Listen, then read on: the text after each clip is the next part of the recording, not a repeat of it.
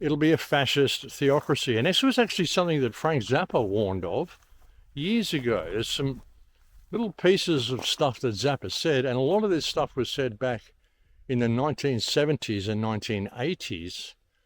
Have a listen to some of this and what he warned of, what his nightmare was of what the United States had the potential to become. In less than 2 years, my administration has accomplished more than almost any administration in the history of our country. America's so true.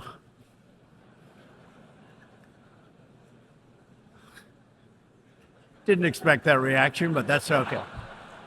If anyone could put all this nonsense in perspective, the thing that sets the Americans apart from the rest of the cultures in the world is we're so stupid. This country's been around for a couple of hundred years, and we think we're high. And we don't even realize that other countries have thousands of years of history and culture, and they're proud of it.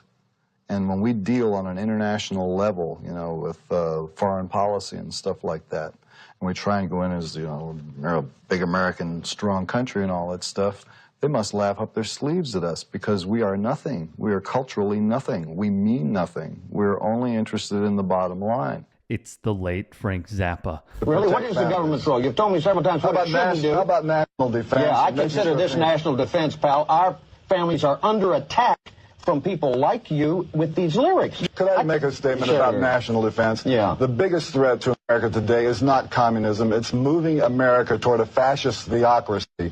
And everything that's happened during the Reagan administration is steering us right down that pipe. And his words ring true more than ever. And you know why I wanted to be a dictator? Because I want a wall, right? I want a wall, and I want to drill, drill, drill. Yeah, a wall. I have this horrible fear that the United States could wend its way toward being a fascist theocracy, the cross converted into a symbol of fascism in the service of politics. This is bad. You think that's why it's lurking. My second favorite book of all time. What's my first favorite book? The Bible. He warned us of folks like this. Whenever Ronald Reagan is speaking on television, turn it on and turn the sound down and put your child in front of the set and point to him and say, if he asks you to get into a car, offers you candy, or tells you to go to fight in Nicaragua, tell him no. Facts are stupid things. And called it when this guy was around. The arrow that has been shot against the president, against your plan, right now, we cause it to ricochet and go back to sender right now. High-level demonic networks, let them be broken, let them be torn down in the name of Jesus. And when it comes to the religious right, The way I look at it, I think the church is about 200 and some years in arrears in their taxes. They should have been taxing the church all along, because when an organization, which basically is a business, as all these churches and cults and everything are in the United States, they set themselves up and they take money from people, promising them some sort of mental relief or a piece of heaven or whatever the deal is that they're offering. But basically they're taking money from people. And although they promise to send it overseas to have these little missions that they're going to save heathens from themselves and so forth, what they do is they buy real estate. They buy vast quantities of real estate, and they don't pay any taxes on it. And they've got all this stuff that should be taxed. And I'm mad about that.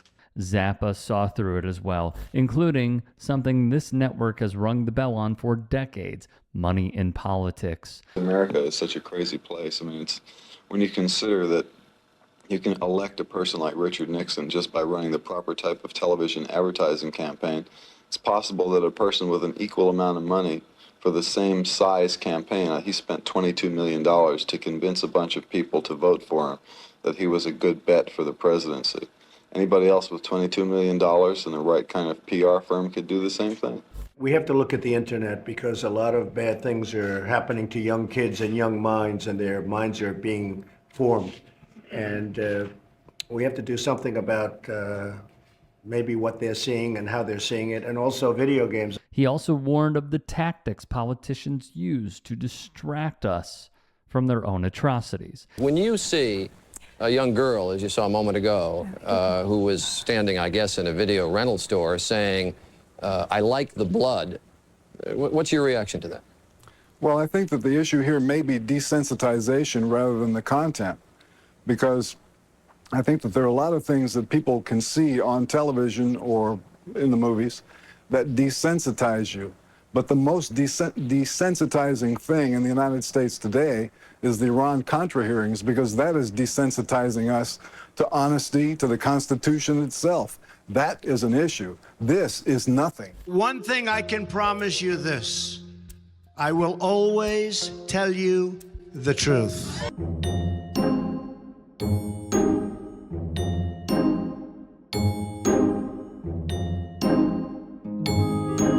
And Zappa, far ahead of his time, dared to say what many would not in the public sphere. I would say, and without batting an eye, that the rule today is dishonesty is the rule and honesty is the exception. See, I would hate to believe that. You can hate to believe it, but if you don't believe it, you're a fool. I don't think that's the norm, though. I mean, if you're talking strictly about quantity of people being honest versus quantity of people being dishonest, maybe you could come up with a statistic balance that would show that maybe 51 or 52% of the people are honest and 48 are shady. But the few that really control things are not honest, and they count for more votes than the extra ones who might be honest. I don't think we have an honest president. I don't think that he is surrounded by honest people. I don't think that most of the people in Congress or in the Senate are honest. I don't believe that they are honest people. And why do you say that? What makes you believe that? I think the proof of that is the way the country operates. I don't think that most of the people who head up businesses are honest. See, I would hate to feel that negative. I mean, I realize that unless you open your eyes to a situation as it really is, you can't do anything about changing it. But I would hate to be that negative, that pessimistic about the shape of this country and the shape of the people in this country. You would hate to be that negative and be right. If you could be that negative and somebody would suddenly just come up with all the proof and say, it's really okay, you're just a negative kind of a person. You know, that would be like a cute little dream for a minute there. But I believe that I'm right. I believe they are dishonest. I believe we have allowed them to be the way that they are. We have voted them in. We got them in there, and we're letting them do it because we're not honest enough to face up to the fact that we are owned and operated by a bunch of really bad people. JD is kissing my ass. He wants my support. If you are a member of the Republican Party in the United States, the treatment resembles very much what happens in the Soviet Union if you are a Communist Party member. Certain things will not happen to you. Certain things can be done for you. Oh, Mr. Zappa, you're not really serious if you're saying we're going toward a fascist theocracy. That's right, we are. Pretty on-point sort of stuff, folks. Frank knew what he was talking about. And we're seeing that right now. And that was back in the 70s and 80s he was saying this sort of shit. It's crazy. And the United States is supporting the most heinous crimes in Israel and just lying through their teeth. Israel is literally lying through their teeth with everything they say. And there's one sniper in Israel bragged that, or didn't brag, but he said that by order, he was ordered to shoot children if they come too close to the food distribution sites before the allotted time. And he said he kills somewhere like 50 or 60 children a day. It's just hideous, folks, what they're doing. And they're openly talking about genocide. There's whole groups of Israelis waiting on the northern border of Gaza for Gaza City to be obliterated completely so they can go and start buying up land. Even Beelzebub Smokedick, whatever his name is, the foreign minister or minister for finance, whatever he is, he's saying what an incredible real estate boom. It's going to be a real estate bonanza once they've blown up Gaza City. בוא נדבר על היום שאחרי המלחמה בהיבט הנדל"ני. אתה כבר התבטאת לא פעם לגבי חידוש ההתיישבות היהודית ברצועת עזה.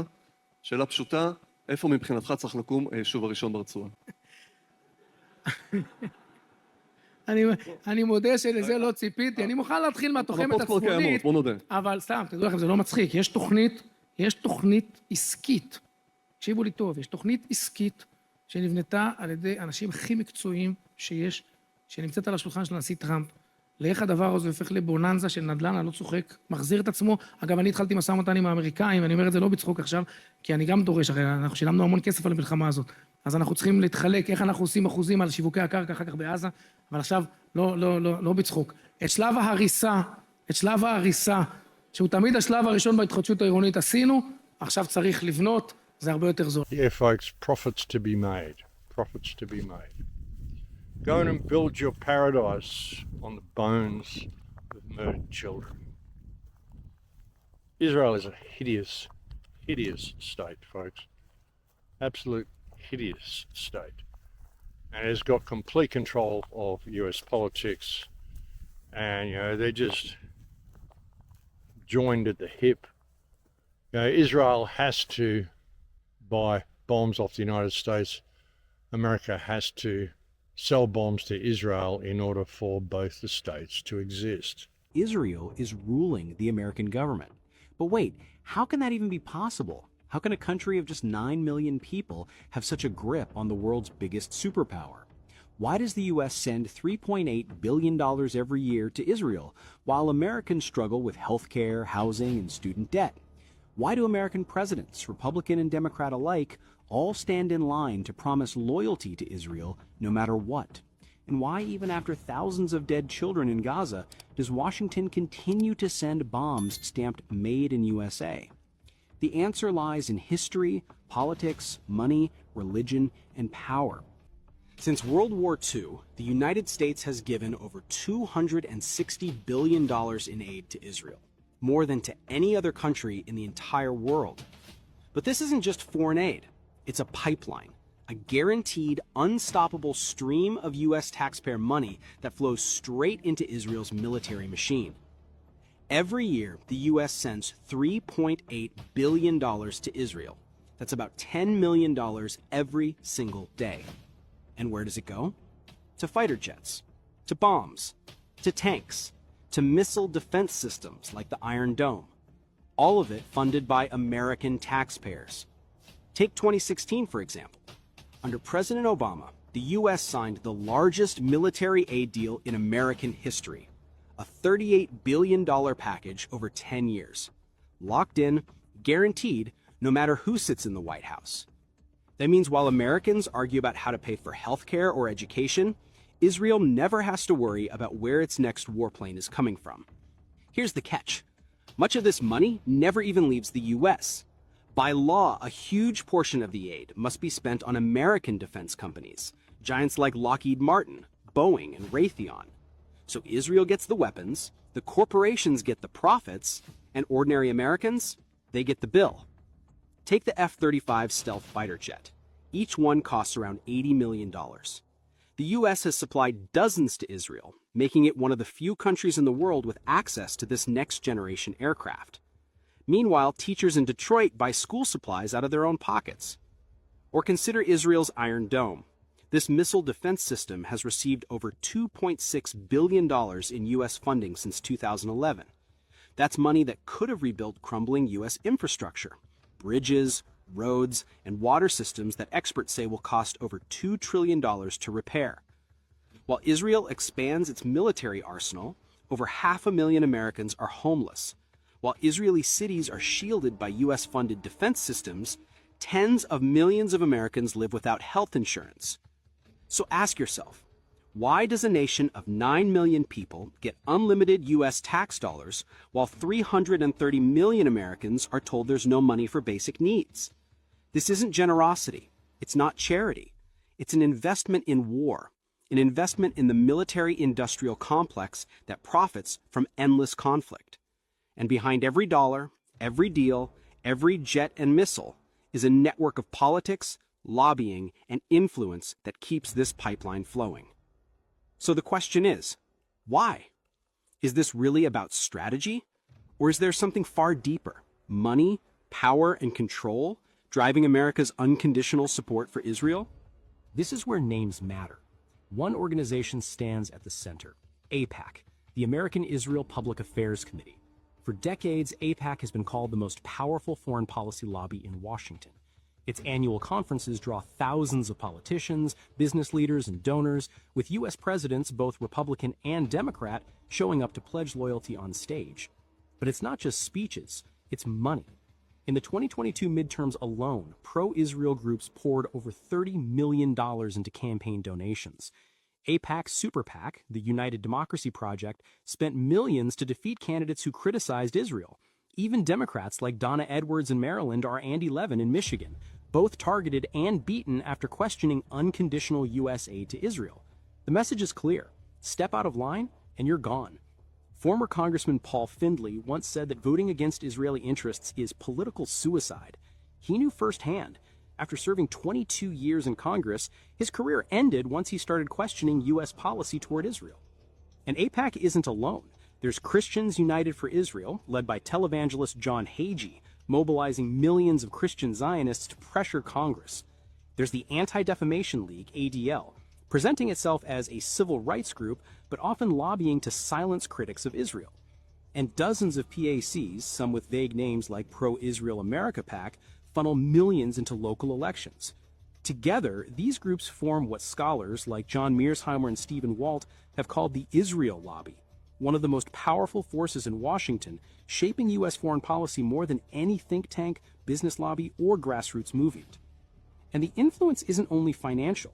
The lobby has deep reach into the media and academia. Organizations like the Middle East Media Research Institute, or MEMORY, and the Washington Institute for Near East Policy, or YNAP, pump out reports, op-eds, and talking points that frame Israel as America's indispensable ally. This machine works quietly but effectively. Presidents from Clinton to Bush, Obama to Biden, and now Trump have all maintained the same bottom line: billions for Israel, unquestioned support no matter the human cost. But money and lobbying are only half the picture. There's something deeper, a narrative, a story that has been carefully crafted for decades. For decades, Israel has been sold to the American public as the only democracy in the Middle East. From Hollywood movies to school textbooks, Israel is painted as a brave little country surrounded by enemies. Meanwhile, Palestinians are often erased or portrayed as aggressors.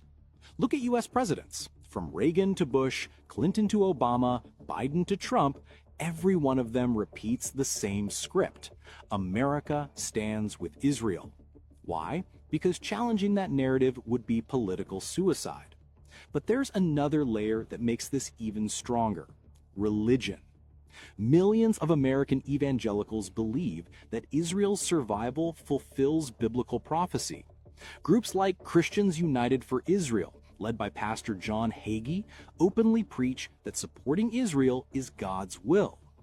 That means millions of votes tied to religion, a powerful bloc no president wants to lose. In 2018, when Trump moved the U.S. Embassy to Jerusalem, it wasn't just for Israel, it was also a gift to evangelicals. So we have money, we have lobbying, we have religion, but what about consequences? What happens when U.S. leaders keep supporting Israel no matter the cost? Here's the contradiction. America claims to defend democracy and human rights, yet it bankrolls a system of apartheid, illegal settlements, and endless bombings.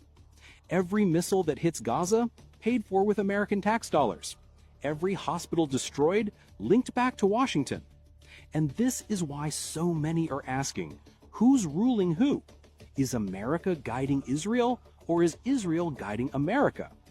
Former U.S. officials like General David Petraeus have even admitted blind support for Israel is fueling anti-American sentiment worldwide. In other words, this isn't just about Palestine. It's about America's future. So, is Israel ruling the American government? The evidence is there. The billions in aid, the lobbying machine, the narrative control, the religious influence, and the political cost of saying no. A country of 9 million people dictating policies of a superpower of 330 million. But here's the real question. How long can this last? As more Americans wake up to the truth, as global outrage grows, silence becomes impossible. And when that silence finally breaks, the question won't just be about Israel. It'll be about America itself. whose interests is Washington really serving? Its people or someone else's? That's just the way it works, folks. It's horrendous. A lot of people are picking it up now, though. I mean, is it too late? That's the question, you know? Is it too late? But people are picking up on stuff, even with what's going on in Ukraine, which is still going on, you know, more money laundering. And I told you like 2 years ago that, or when, you know, about 6 months into when the war started, so maybe 18 months ago, the war, the genocide, that while the genocide of Gaza has been ongoing, there's been like 400,000 Jews go to Ukraine and by land. And that was 18 months ago. So imagine what the figures are now. But now there's people like Colonel Douglas McGregor, who is commenting on this and saying he can't figure out what's going on. You know, we've seen that 13,000 Ukrainian men between the ages of 18 and 25, just a little over a week ago, were suddenly released and allowed to cross the border from Ukraine into Poland, which was a rather strange development. But now we're also seeing settlements in southern Ukraine emerge, places where the population has been either denuded or is very, very thin. And we're seeing large numbers of Jews establish themselves in new communities. In fact, we have something on the internet that talks about the appearance of police around a community in southern Ukraine wearing American-like police uniforms, who are stopping anyone from going into the area who is not Jewish. And the people that wanted to go in there were Americans, but obviously they were Christians. They were halted, turned around, and sent away. We've always been hearing about this desire to create another greater Israel in parts of Ukraine, where at one point you had large numbers of Jews before the Second World War that were concentrated in places like Ukraine and part of Poland and southern Belarusia. This is very odd. Is this part of the larger plan that's bankrolled by people like Larry Fink and others to create this? Is this an extension of Israel as it is today? I have no idea. But needless to say, I thought it was very odd to find a police force that looked like they were the New Jersey State Police and insisting that if you weren't a Jew, you couldn't go into the area. I thought that was very odd. I don't know what's going on, but clearly the numbers of Ukrainian men are at an all-time low. Yeah, interesting. Well, what's going on, Colonel Douglas McGregor, is what we've been telling you is going on for the last 2 years, or the last 5 years in regard to Ukraine, of what this whole war is all about and what they're actually doing with it.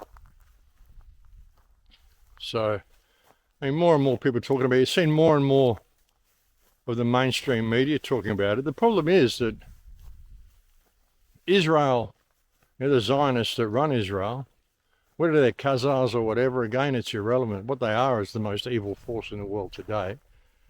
We can speculate about where they come from later. But there's a lot of people speaking out against them, and that's what these people want, because they want all Jews in the world to feel threatened so that they will all come to Israel to populate the land they just stole from the Palestinians, and to create the need for Israel to expand into Syria, Lebanon, Jordan, Greater Israel. But they need to make their genocide as public as possible, their disregard for international law as public as possible. You know, Israel has spent a lot of time, ever since it was formed back in 1948, it's spent almost that entire time infiltrating into all governments, all institutions, weapons manufacture, the money system, everything, technology. This has been its main focus. I mean, when Israel comes to your country to help you with technology or to help you with building or sciences or surveillance or anything, it's doing it in order to further its own gains. It's doing it in order to be able to exercise control over your country. Like even when you saw, I think in Fukushima, when that happened, I think some of these power stations were Israeli-made power stations. So, you know, they infiltrate their way into everything. And now they are in complete control of most of the media, all the big areas. And I mean, a lot of the people in the mainstream media that are speaking out against Israel, you've got to wonder whether they're plants, whether they know what they're doing, or whether they're genuinely waking up to what's going on. You know, questions around Candace Owens and Megyn Kelly, and there's another blonde woman as well. There's a bunch of people that are saying things that, you know, sound pretty good, even Tucker Carlson to a degree. You've got to wonder how much of it is them actually waking up and how much of it is, you know, controlled opposition in order to plant this seed out there to find those who are speaking out against Israel and to encourage people to speak out against Jews in general. Because by doing so, this will drive more Jews back to Israel, and the Zionist government that controls Israel will be able to say, see, we told you that it's not safe out there for Jews. You need to come to your homeland, which isn't their homeland. You know, and a lot of them will argue, well, you know, all of this animosity only rose against us in other countries because of what you're doing in Gaza. You know, but that will only last for a generation. I mean, what Israel's done in Gaza, I mean, it's never going to be forgiven for this. There's people around the world that are going to teach this time to their children, and it's never going to be forgiven. And you will have in Israel, it only takes like one generation or two generations to change the complete mindset of society. As one generation comes through school, they get taught a completely new history to what the generation before them was taught.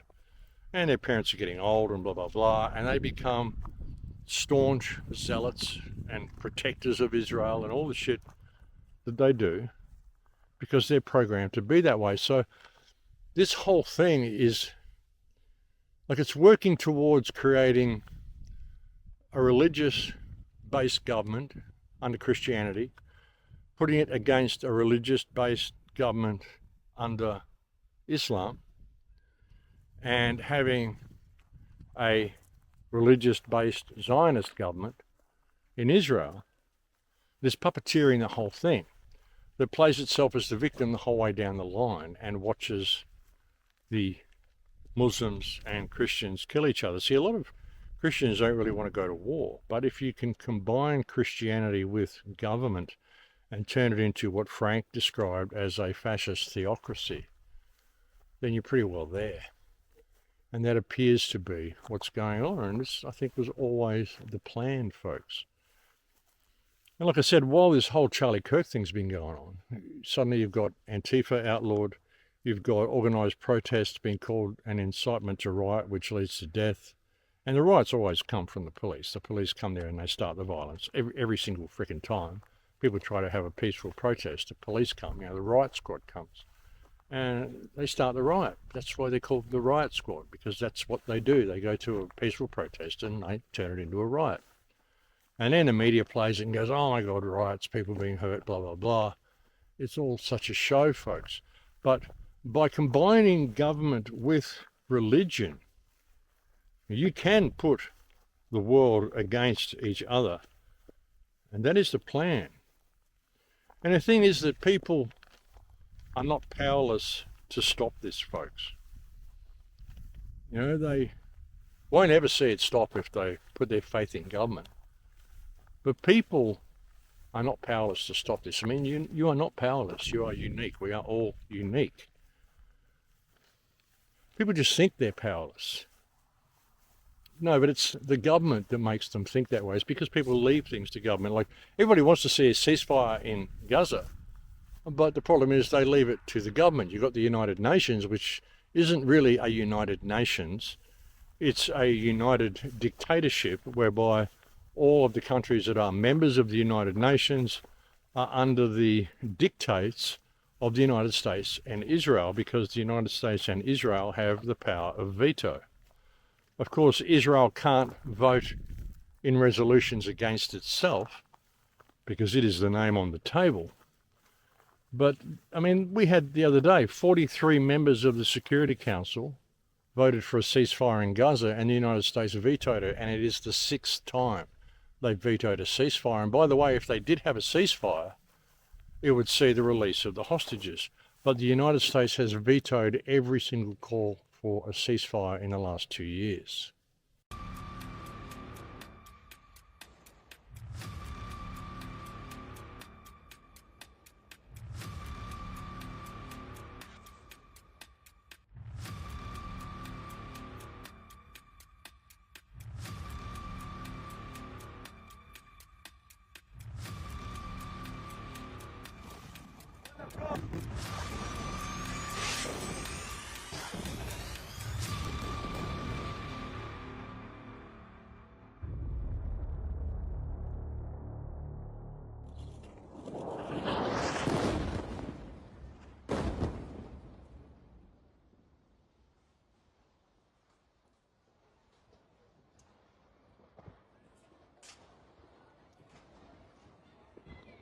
Yeah, that's pretty telling, folks.